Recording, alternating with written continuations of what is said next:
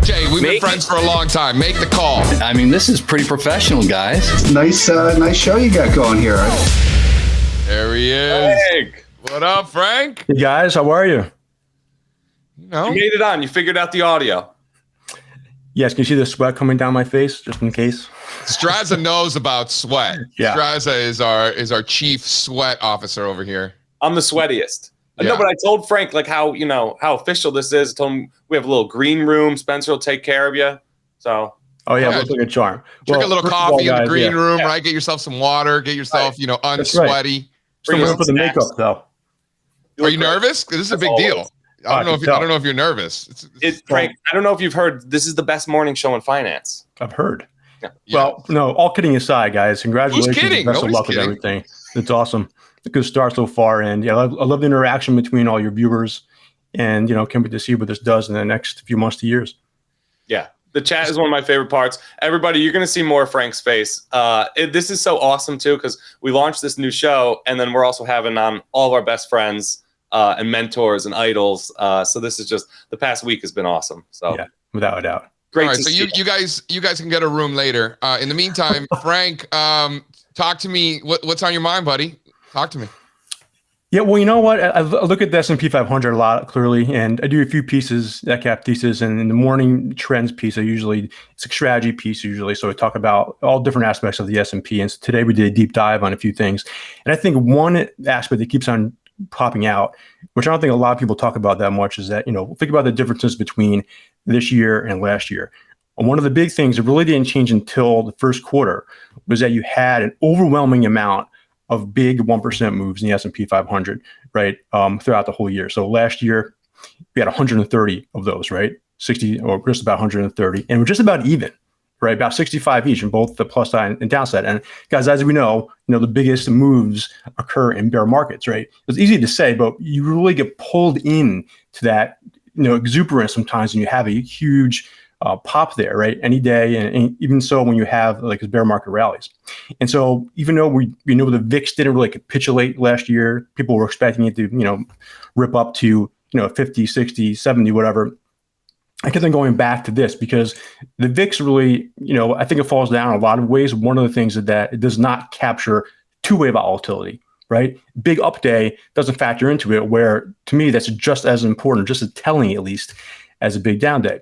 And so what I found very instructive is just to track all of these on a monthly basis, as you can see on the chart right there, where what's really was striking is that, as you saw, we had around 10 or so per month all the way through last year, which continued in January, February, and March. And then at a dime, just fell off a cliff in April and in May. As you can see so far in May, we only had 3 1% moves on an absolute basis and 3 all in April. And we think about what that time was, of course, we're still like 2 weeks out of the regional bank explosion as things started in April. And the market was really just able to, I'm going to say ignore it, but understand maybe it's an isolated incident at this point. Frank, you can say it. It ignored it. Yeah, I know your thoughts are. But I think that's telling, right? Because the market sees something that should have made a big dent in the comeback story, and it did obviously for a few days there. But then the rest of the market was able to jumpstart itself. So again, when you're thinking about what this can lead into, right? Bear market, a lot of volatility, which then of course turns into a comeback story with a lot of foundational bases being built.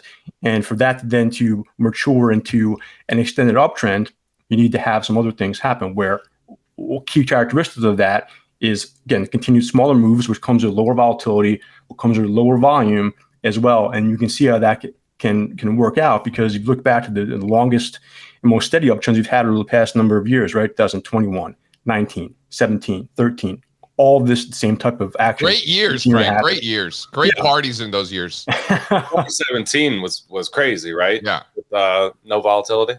Yeah.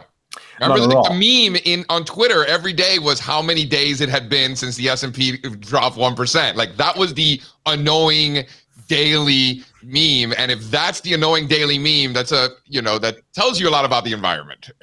That's exactly right. And that was historic on the other side of the coin, but you don't need just 1% move every 5 weeks or whatever it was back then. But I think you still need to see this continue. And again, we know things can change on a dime, right? But just tracking this type of thing, over the course of a few weeks to over the months, you get to see, and not surprisingly, when we see those smaller moves, price action is more trustworthy and breakouts start to work again, which is, of course, has been having so far. And the correlation's dropping as well, Frank, right? So you talk about volatility dropping, you're talking about 1% moves disappearing, correlations falling as well, characteristic of bull markets, healthy environments, right? Yeah, that's right. You want to see as many things as possible. But I think the other part of that, I know you guys talked about this a lot with breadth. People have got very hung up about large cap coming back so much and leading. But if you go back over time, that can tend to happen for a while. And one of the key ratios I like to look at is the NDX versus the NDXE, right? Just to show how things are progressing. And we know that the large cap is doing better. But one of the things is that for a long time, some of the equal weighted areas haven't been doing as well, but sometimes they lead the large cap, right? So this is just the NDX looking at NDXE and also the advanced decline line for the NDX down there. So to me, the equal weighted NDX doesn't look that bad, right? No. It hasn't broken out yet, but it looks like a bullish pattern you would try to look for, right? And I think that's one thing that to consider. Again, talking about correlation, that's one thing. The other part is that, another thing we've started to hear about is how so many of the names underneath the surface, like the smaller NASDAQ names aren't doing well, right? And the NASDAQ advanced decline line making new lows, right? Heard that a lot. And I'm sure you guys saw, I put one of those long-term charts on Twitter. It peaked the day it launched. Yeah, right. Look at that. So I think that they got a lot of feedback, good and bad. But I think the point is that, you have a lot of names that typically don't do well anyway, moving lower. So you can't use this as a metric. In fact, think about what's in the NASDAQ. The NASDAQ composite has a lot of just crap in it, right? Like there's a lot of junk in there. And the advanced decline line shows that, no? Let's remember Frank, what it is. Frank, just explain the chart. Explain what happened here. What's going on with this red line? Like what a disaster. Just explain it for me. Well, it's just a cumulative advanced decline line for the NASDAQ. And it goes back as far as we can, right? About 50 years or so. And it just shows you that in any given day, right? Take the advances minus the declines, and this is what you get. So over the course of 50 years, it's been much worse than it has been better. Whereas if you look at this, you were just thinking it's the inverse of the NDX or the NASDAQ there. It's almost like an inverse ETF look, right? But I think another part of this is that you guys may have the short-term version of this as well, where I think it's more important to recognize times when this advanced decline line actually rises and does so at an expedited clip, because that tells you, JC, like you just said, the junk is leading, right? And that really kind of happened some of the bear market rallies we've seen over the last year and a half or so, where the likes of ARK and other things start to really rip higher. And that's when it tells us that you are now extended on a short term with everything, and you can probably expect a pullback, not because large cap is leading and nothing else is following along. I think that could be a sign of strength, actually. I wish we had more to disagree on. JC was making a similar point about this just at the top of the show. When you look beneath the surface, how much weight do you give to just looking through individual stock charts and assessing breadth that way? Is that something you do? Oh, without a doubt. I mean, I see you guys do the same thing. I usually start with the S&P 500 to go through each one and just make it a very old school, ledger on a piece of paper. Right. So positive, negative. And they give you all you need, not all you need to know, but if you're thinking about the S&P, right, that gives you an idea of really what's going on. And there's nothing wrong with quantifying the data and being like, oh, percentage of stocks above their 200-day, percentage of stocks above their 50-day, advanced decline line, new highs list, 1 month highs, 3 month highs, 6 month highs, 12 month highs. All that stuff is great. And I think are a great complement to what you just alluded to, going chart by chart by chart. But that's all it is. It's a great complement. And by the way, any idiot could just punch up that data. It takes 2 seconds to do it, right? Like anybody could do that. But only the true gangsters are going to go chart by chart by chart, listening to some music, and you start to pick up on themes like, I keep seeing these like rounding bottoms keep showing up that started in the first half of 22 and are now completing. And more and more of them keep resolving to the upside. They're not resolving to the downside. And now we're seeing rotation into it's impossible to quantify that data in just a breadth chart if you're not going one by one and just noticing it using just kind of common sense. And at the end of the day, it doesn't take that long. And it gives you an indication of where the indexes are going too, right? Like all year we've been looking beneath the surface and saying, we want to be buying the charts that look like this. And they were just, these beautiful rounding bottom patterns, these nice reversals. And we're buying the ones that were completing higher. Now the NASDAQ looks just like that. Now the S&P looks just like that, right? And when I look for like confirmation, Frank, for these NASDAQ new highs last week, when you look beneath the surface, I think earnings was a catalyst for a lot of it, but did you see breadth expansion in the components or contraction? Well, last week, especially for the S&P. Yeah. Go ahead, Steve. Yeah, throw up like the HP chart and some of these bases that Frank sent us, Garmin, HP. Yeah. This is what I'm seeing beneath the surface. A lot of this. Yep. Right. And that's what, and I think that this is a key difference, right? Because so many times you've heard, well, HP or fill in any stock ticker there is net flat since whenever, right? July, August last year. But, it looks much different. And there's no way anyone who looks at charts this way would say that it was just as attractive back when it was gapping below 91 or whatever, 31 in September as it is now, right? And so, yeah, you missed the low, right? I don't make a living of picking bottoms too much. I don't know about you guys, but you always want to say that you want to pick the correct time, not the low, right? About this, and then at the very least, you have a frame of reference here. You see where the resistance is, and you can at least manage risk on a breakout attempt that fails, as opposed to just trying to think that it's oversold enough and is going in, after it falls so far for so long, it should rally, right? You need some sort of evidence to suggest that maybe time has passed enough as well, the foundation built, and you can respect the breakout attempt now.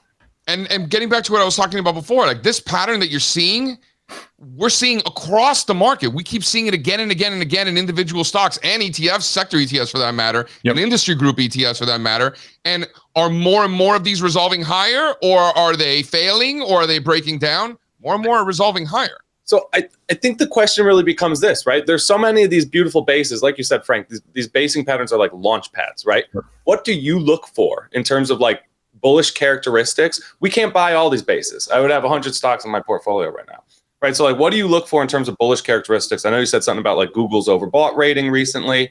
Like, how do you differentiate a really good base from just an okay base? Which ones do we really want to buy? Yeah, I think just looking at it, you can tell, right? I would think that the ones that are more tightly wound, right, are to give a higher percentage of a chance of working. That's what I look for, at least. Whereas, like you just brought up Alphabet, and it's had an amazing run. Now, another part of that conversation is that for the longest time that had been lagging, right? The comm services area, where if you look at Meta and the XLC ETF, they look very similar, where Alphabet has lagged, now obviously rallying. So just to touch on that chart for 1 second, Steve, is that, we came into, after yesterday, has a 14-day RSI of 80, which is extremely high, especially for Alphabet. But again, you go back in time, I think it's very interesting. You have to really zoom out, right, to see some of these things. And you look back at the last number of times it happened, not counting, of course, the COVID high, because everything crashed after that. But during that advance, right, from 15 all the way to 18, you had 4 different times when the RSI hit 80. Of course, we know that condition can't last, and probably a short-term pullback occurred. But look at that uptrend, right? It continued the whole time, right? So that's the type of thing which, again, could be the next step, where you have something like Alphabet that has a huge run off the bottom, has a very now stressed RSI reading, but it could just have now created a cushion in which to drop back down to create a higher low. And that's the type of another type of scenario you want to look for when you have a breakout that's already basically hit its target at this point. But Frank, I can't buy the stock because it's overbought. It's like, how can an overwhelming amount of buying pressure possibly be a bad thing? Is how I look at it. Quickly, before the fun police kicks out Frank. Frank, can we talk about sector rotation? The back half of last year, everything was working except for tech and growth. Everything. Yep. Hence why the equally weighted S&P 500 was dramatically outperforming the cap-weighted S&P, because it's dominated by tech and growth. And now this year, it's the exact opposite, right? You got that rotation into the last areas that were not working, and you got that this year. The leaders are tech, discretionary, communications, right? So if this is a bull market, sector rotation is the lifeblood of those bull markets. Do we now get that rotation back into industrials, maybe some financials, small caps, maybe materials, maybe energy catches a bid? As interest rates are creeping up a little bit, quietly creeping up, Yep. I feel like nobody's talking about it.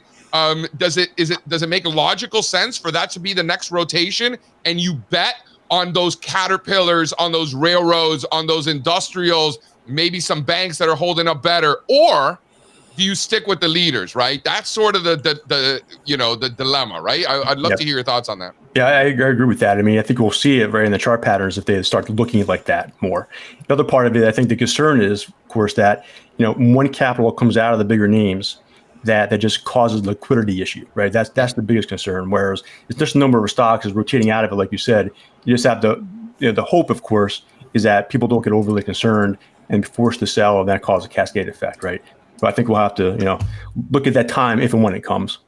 If you're buying one of these non-growth sectors, which is it? Well, I want it to be the industrials just because it has so many names in it, right? But I think you see, if I look through those charts, you'll see some doing a little bit better, some not yet. So I think that still has some more to go. And you're saying, just to be clear, you're saying you want it to be industrials because of the impact that industrial leadership would have on the overall market, and it you does. want the market to go higher. That's right. So it has it has the most stocks in the S&P right now, not the biggest weight, but the most stocks after the rebalancing. And so diversified. There's so much different stuff in there. Exactly. All right. Frank Cappelleri runs CappThesis. I just dropped the link in the chat. It's also in the description. Frank, thanks for coming on today. Thanks so much, guys. Looking forward to next time. You're the man, Frank. Looking good, buddy. I can't take no loss.